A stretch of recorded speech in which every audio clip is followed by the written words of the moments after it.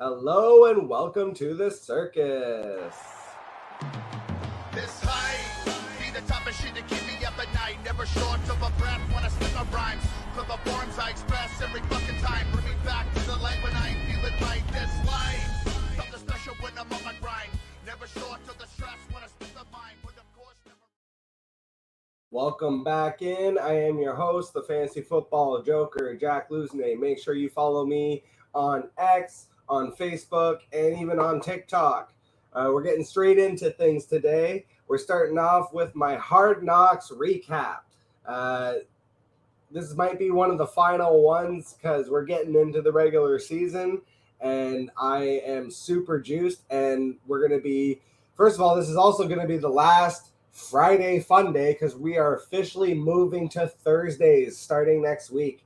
We're going to be there for you so that we are able to help you, the listeners, set your lineups. So I'll be coming in with my starts, sits. I'm sure I'll find a funny name for it between now and then. And, you know, whatever kind of other information like news and notes that I'll be delivering on the Thursday show. And then Sunday mornings between 11 and 12:30. I'm not 100% sure which times it'll always be, but I'll always announce it ahead of time. I will be doing a half-hour live stream as well to answer any last-minute questions for the listeners, and so that we can check in on the news and make sure that everything is up to date right up until kickoff or an hour or so beforehand. So we'll be doing that. And then obviously on Monday, we'll be keeping the reaction show. So again, just to recap the new schedule, Monday Mayhem will remain. The Thursday show, still trying to think of a name for that, will be coming starting next week. And then, like I mentioned, I'm going to have that live stream every Sunday. And, of course, Wildcard Wednesdays, those will always be available because I pre-record those ahead of time, and I just release them on Wednesdays. So we'll still have a lot of great content coming for you this year, and I'm super excited about this fantasy season. I've got so much on the line. I've got my official worldwide heavyweight fantasy draft coming up on Sunday. That one I'm actually going to live stream as a special occasion. So I'm really excited about that. There's just so much going on right now with the fantasy football season finally under swing. So we'll get into it with the Hard Knocks recap. And right off the bat, I made like a smaller post about this. So make sure you go, like I said, check out my TikToks. And I think I posted it also as a YouTube short. But man, I think the whole reason that Nathaniel Hackett failed in Denver as a head coach is because of a lack of timing when it comes to his comedy and just kind of like awkward comedy in general. I mentioned before, it's like Michael Scott syndrome, where it's just like the delivery and the punchlines don't mean. And then, so, when that's supposed to be the figurehead of your organization and essentially the person delivering all your speeches, it can be really hard for like the rest of the team to galvanize around that person.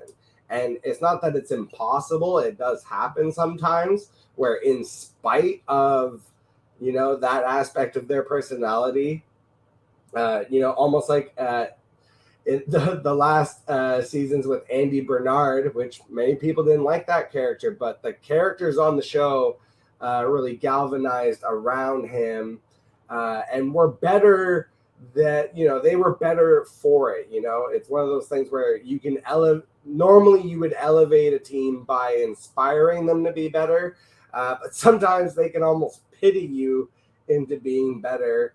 And so the next coach that we're seeing now is unfortunately Gannon out in Arizona is suffering through many of the same things.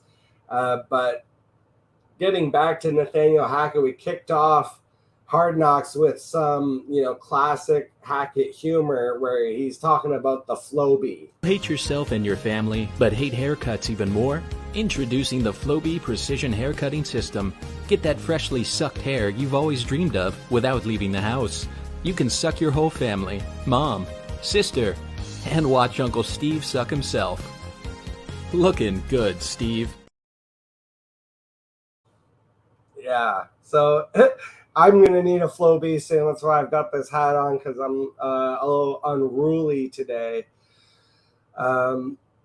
So yeah, we started with that, and then again right into like the gold member references with the gold zone, and just like the way he runs his meetings, and just everything about like Nathaniel Hack. I can see why like it vibes with certain people, and I can see how like Aaron Rodgers, who's like used to his personality and that kind of thing, is into it.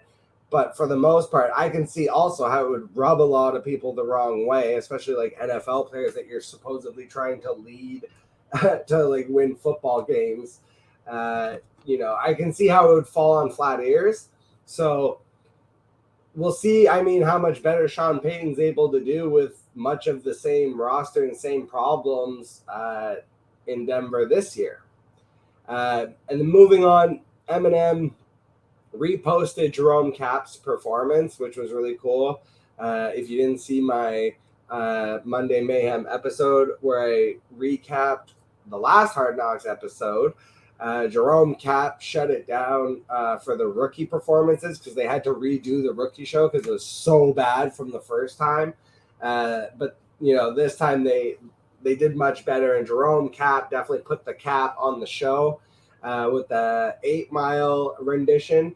And this is one of those things too where it's like the online hate just goes so far and is so patently ridiculous. Like what kind of person is out there? It's like I imagine it has to be like in that scene of What's in the Shadows, where the guy's like the energy vampire, and he's like, oh, I'm gonna post this shit just so I can like suck on people's negative energy. And it's like people trashing a football player, an undrafted wide receiver, for his rap performance on Hard Knocks, which is not a rap show, like it's a football show. And they're like, oh, his cadence is on, his time. Yeah, okay. First of all, I always love too, it's like people are so quick to criticize anyone who wrote even a single bad tweet about Jerome Cap should be forced by law to upload their own video of them doing the 8 Mile rendition. And even then you would be like not in the same position, because it's not like you're performing into a crowded room. Get 50 strangers ultimately from your neighborhood to sit down and watch you do a rap performance, film it, upload it to YouTube, and then let's us critique your cadence and timing, Mr. Negativity. It's just frustrating. So it's just one of those things where it's like me personally, I just like ignore it. And when I see trolls online, I'm just like, oh, well, I'll just have my fun with this, troll them until I'm tired of it, and then move on and ignore it. But it's like things like that where he has to even like respond to it. It's like he's just trying to make the team and let the guy live. Like it was a great performance for what it was. Undrafted rookie doing a rap performance for his teammates in what should normally be like a private environment. Like normally that wouldn't be like filmed and broadcast to the world, Anyways, and then so after that we got a really cool Sopranos parody, which was pretty dope.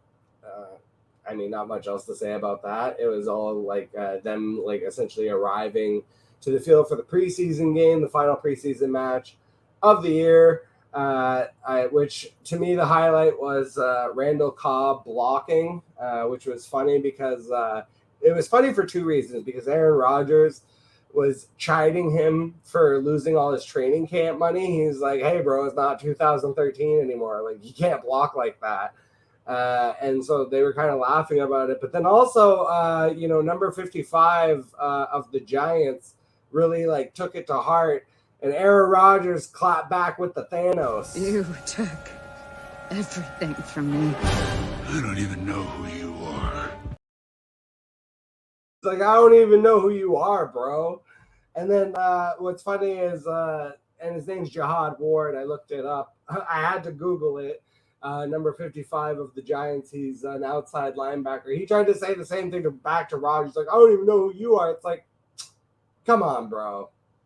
That's one of those things where it's like you lose the argument. Like sometimes you're so invested in just like having the last response and the quickest thing. It's like if you say something is so nonsensical, it's like, oh, I don't even know who you are, Mr. Aaron Rodgers. It's like you may as well say the same thing to Tom Brady. Everybody knows Tom Brady.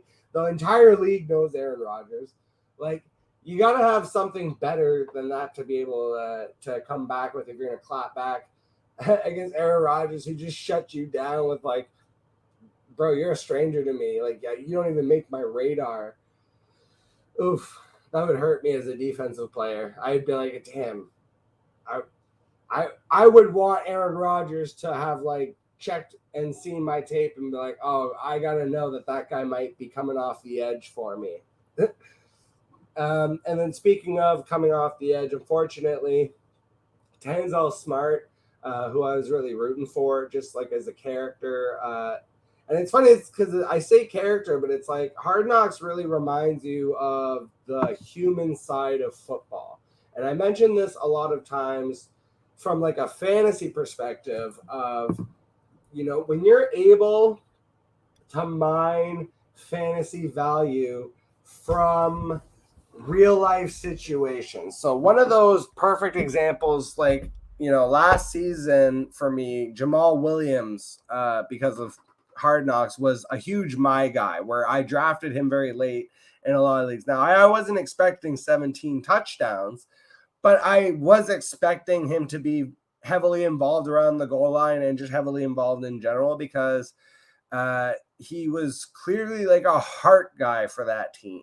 And now down in New Orleans, I could actually see him filling a similar role because New Orleans is one of those football communities that's kind of underrated.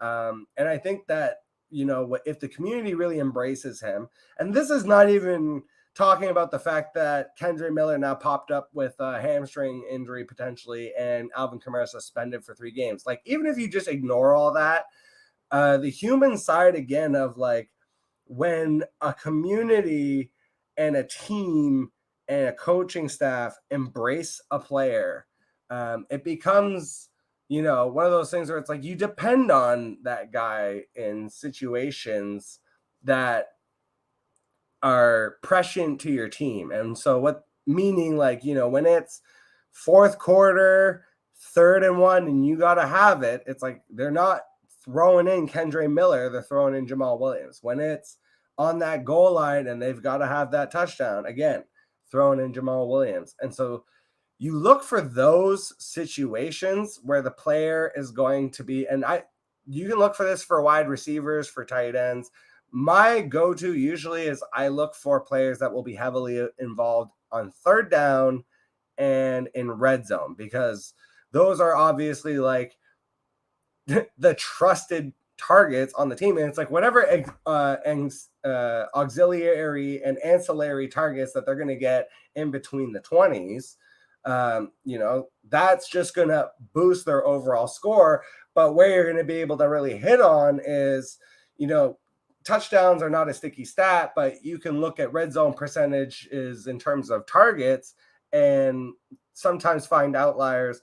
That's a big reason I'm really into Adam Thielen this year, because he's being heavily targeted on very specifically 3rd down and red zone. You already see it where Bryce Young is looking for a 1st down and he's looking for Adam Thielen.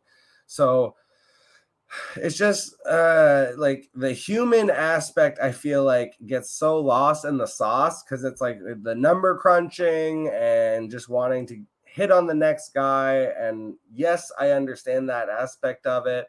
But then at the same time, you need to recognize, like, again, going back to Adam Thielen, it's like he's a veteran and the quarterback is a rookie. And all the other wide receivers are relatively young on that team. And, you know, the guy that's the reliable route runner and who's, again, showing out already on red zone and third down is going to be a viable asset for fantasy. Maybe not for an entire 17-week schedule, but he's going to have juice being on a new team. And I think through those first 4 weeks especially is going to be a viable starter. Like if you drafted a little early and you had Terry McLaurin and he's not going to be available for you week 1, I think you could slide Adam Thielen in there comfortably. If you're in a deeper league, like I have a 16-man dynasty league where, you know, I'll be putting Hunter Henry in my lineup. Now I have a bunch of other great people in my lineup, but the fact is Hunter Henry cracks my lineup. And if I had Adam Thielen, I would play him instead. So there are situations. It's like, and again, I'm not telling you go draft Adam Thielen in the 5th round. I'm saying take Adam Thielen in the 15th round, like in the last round of your fantasy draft, especially in home leagues where people are sleeping on them and just don't want them. You know, those boring veteran picks. It's funny because people always say draft for upside and don't draft, but I cannot tell you how many times that a personal friend of mine has whooped my ass in fantasy because he's relied on the likes of Larry Fitzgerald and Delaney Walker and, you know, veteran presence that people don't want and that, you know, just continually produce week in, week out, season in, season out. So don't ignore, you know, easy production. Grant-A-Wish Foundation, both teams have agreed to come together and have Tommy run the first play of the game. And he got the handoff, and there he goes. Made a little cutback move, and it looks like he's going to go all the way. Look at him go. Wow. This is really one of those heartwarming moments in sports where you just... Oh! Oh, my God. The main theme of the show today, the too often ignored defenses and kickers. The regular season's right around the corner, and so I wanted to talk about my 5 favorite defenses. Now, these are obviously, we're ignoring the top 5, okay? These are going to be, I'm going to tell you right away, my actual top 5, if I was just picking like the best defenses based on talent and kind of even ignoring the schedule a little bit, but also, you know, keeping it partially in mind. For me, top 5 is the Eagles, Philadelphia Eagles, San Francisco 49ers, still the New England Patriots, the Dallas Cowboys, as much as I am, you know, really not in on the offense, to show you that I'm not just a blind Cowboys hater. The defense is spectacular. And then the Buffalo Bills. Now, the next 5 teams that I'm going to talk about are a combination of my week 1 / my first 2-3 week targets, basically. So these are teams that are going to have a good schedule for, at least in my view, the first 2 weeks of the season. And then if I see them develop, maybe they become holds. And then if not, I can always turn and burn and, you know, move on to streaming defense. So this is more for the streaming defense people. These are obviously not I'm going to draft one defense and hold them. So even a couple teams like the Ravens, for example, are not going to make this list because traditionally people just draft them and they just make the top 10 every year, regardless of who happens to be playing for their roster. So we're going to start with the Washington Commanders. And again, this is a little bit of a turn and burn, but man, that week 1 matchup against the Arizona Cardinals. It's funny because the the speech that Jonathan Gannon gave to his team about taking the bus and having fire. I don't really know what he was trying to convey, but I know that as bad as that was, it wasn't as bad as this moment. Hey, what's up, man? How you doing? Good. Shots, explosives. You can run. I don't even know what the Cardinals are doing this year. They're clearly just packing it in. They're already like trying to trade people away. At this point, I'm completely out on even like the conventional volume play of like James Conner and Marquise Brown. Like I'm not going to be the one that grits my teeth and bears it every week watching the Arizona Cardinals try and play professional football, because this looks horrendous right now. But week 1, they face the Washington Commanders, who their defense looks pretty good.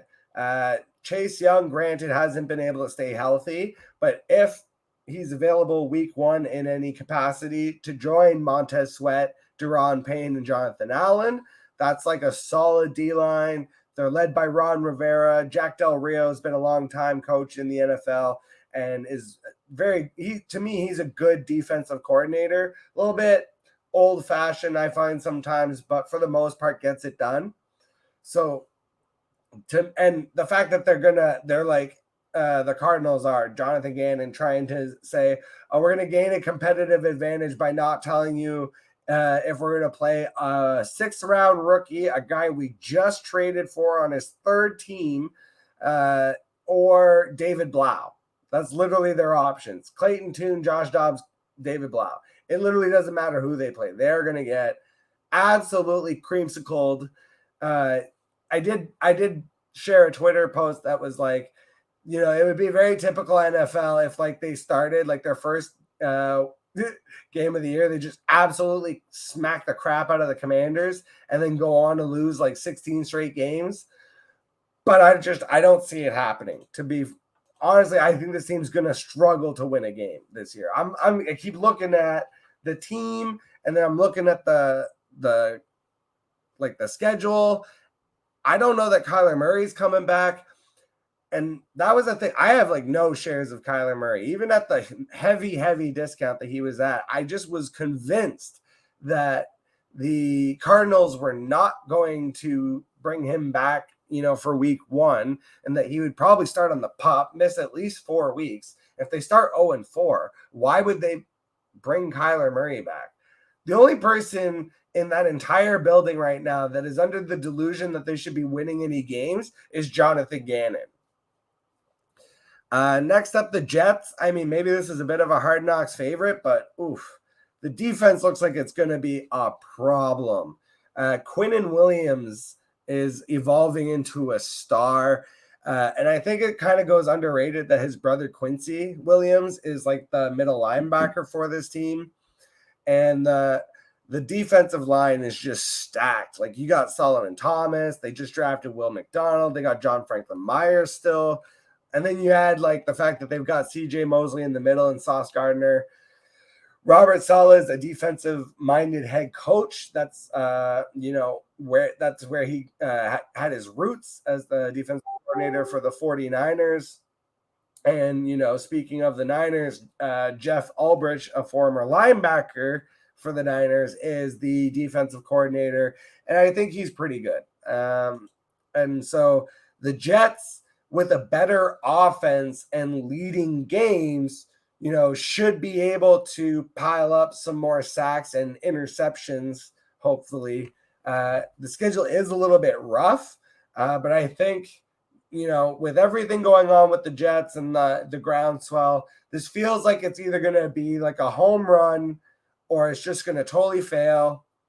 And, the Jets are not one of the top 5 defenses normally drafted, but I could see a world where if everything hits, they could end up, maybe they could creep into the top 5 at the back half of it. It's going to depend on turnovers and sacks, and I do think they have the ability to get to the quarterback. Will Anderson, like I mentioned, he's a little bit undersized, but he's fast. And when you have Quinnen Williams chewing up the middle and then Will Anderson coming off the edge there, and then you still have to deal with Solomon Thomas, like that's already a lot to deal with on the defensive line. and they have like some other guys that can mix in. So I like what they're doing with the Jets. That's definitely a team that I'm going to be targeting. I also like the other team in New York as far as their defense, the New York Giants. They're led by Kayvon Thibodeau, Bobby Okereke, Aziz Ojolari, and then Dexter Lawrence. And you even still have Leonard Williams and, Adoree Jackson there. And then they bring in via trade from the Cardinals, who are clearly tanking. They were the winners of the Isaiah Simmons sweepstakes because they got him for like a 7th rounder. And then you talk about the coaching, Brian Daboll and Don Martindale, both excellent coaches, both excellent defensive-minded coaches. I think we saw with the Bills how effective they were, speaking of Daboll, but also the fact that he's able to have the offense, and Martindale is an experienced coordinator. So I think it's a good bet, and I'm willing to play them week 1 at home against Dallas. It's not the greatest matchup, though. Granted, if Dallas is what I think they are, which is a potentially predictable offense that's going to try and slow down the game, it could end up being a decent play just because of that. But then, week 2, again, Arizona. I'm at this point, there's usually a team that I pick on, that I find that I pick on, and my team this year is absolutely the Arizona Cardinals. So all year I'm going to be trying to stream against whatever team is playing the Arizona Cardinals, home or away, doesn't matter. We'll talk about another bird team here, the Atlanta Falcons. Now, I'm interested in what the Falcons are doing. Now, the defensive coordinator, Dean Pease, retired. Ryan Nielsen is taking over. He's a first-time solo defensive coordinator, but he was co-defensive coordinator and a defensive line coach for the Saints. So that bodes well because that's a unit that's done really well over the years. And I think that's a good combination. And this team strikes me as just being greater than the sum of their parts. And I think Arthur Smith's offensive style will lead to, better defensive play. So you're talking about they kind of want to just be able to, run the ball, run up the score, and then sit on it. And then you talk about they did bring in like a lot of talent. So Jesse Bates comes in, adds to Richie Grant. You've got David Onyemata, Caden Ellis, Calais Campbell coming in. That adds to Grady Jarrett. You get Bud Dupree on a 1-year deal. So they've added a lot of auxiliary pieces that I think can help the defense. And it's a good schedule. The AFC South, they get to see the Titans, Colts, Jags, and Houston. And then on top of it, their own division with the Panthers with a rookie quarterback and the Buccaneers with Baker Mayfield and Kyle Trask. Those are potentially targets that I would be looking to those are potentially matchups that I would be looking to target. And then they also have a game against the Cardinals, which that's always a bonus. And week 16, they'll be at home against Indianapolis. So by that point, we'll know if the Colts are either really good or really bad. And if they're really bad at that point, that could end up being, kind of a sneaky league winner. So the Falcons could end up kind of creeping up and being a top 10 fantasy defense this year because the schedule just kind of sets them up for it. Now, whether or not they can actually capitalize on that is another story. And then finally, the home team. We'll talk about the Pittsburgh Steelers. So the last 2 seasons, the Pittsburgh Steelers have finished 26 and 16. So 16 the year before in Ben's final year, and then 26 last year with the abysmal season just for the whole team. Obviously, when your quarterback only scores 7 touchdowns, it can become hard to play defense at a certain point. So now you have to project with the offensive progression that everyone is projecting for the Steelers, that they would also have some defensive progression. And I do see them being able to creep back into the top 10, even potentially as high as back into the top 5, because historically that's just what the Steelers do. Obviously going as far back as the Steel Curtain, but this is a far cry from the Steel Curtain. But I think the emergence of Alex Highsmith, really, this is a thing where he compliments Watt and Watt compliments him. So Highsmith actually did much better on the field when Watt was playing. So you kind of think of like from an IDP standpoint of, if I take Alex Highsmith, will he do better if TJ Watt misses time? And the answer is actually no. He actually did much better when TJ Watt was on the field, because at that point, it's like you have to focus a lot of your attention on TJ Watt, and Alex Highsmith is able to take advantage of, one-on-one blocking. Now, you also still have Cameron Hayward and Larry Ogunjobi, so the defensive line is still pretty ferocious. And then you add in Patrick Peterson. Granted, he's a veteran. He's as old as I am. Much more athletic, much more gifted, much more physically talented, and durable. I think that goes underrated. Patrick Peterson's only missed games twice in his career, and last year he did play all 17 games. So I think that's a good addition, because you have Joey Porter Jr., who's coming in as a rookie, who'll be able to learn just everything he can from a veteran like Pat P. That's only going to help him accelerate his play. So, and then you have Minkah Fitzpatrick, who is, to me, one of the best safeties in the NFL right now. So I think the Pittsburgh Steelers are really set up well on both sides of the ball. Granted, again, it's a bit of a homer pick, but I have picked them to win that division this year. And then finally, we will move on. I have a little public service announcement that I would like to make for you fans.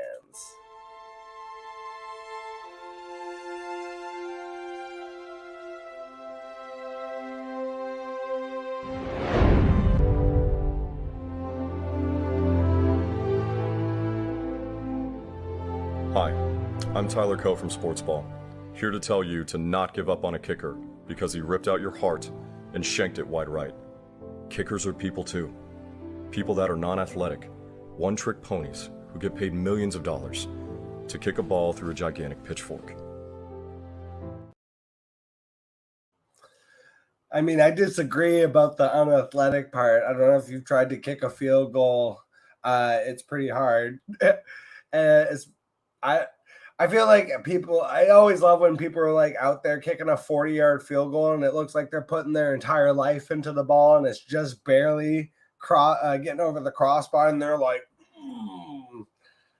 like, let's calm down, all right? Let's see.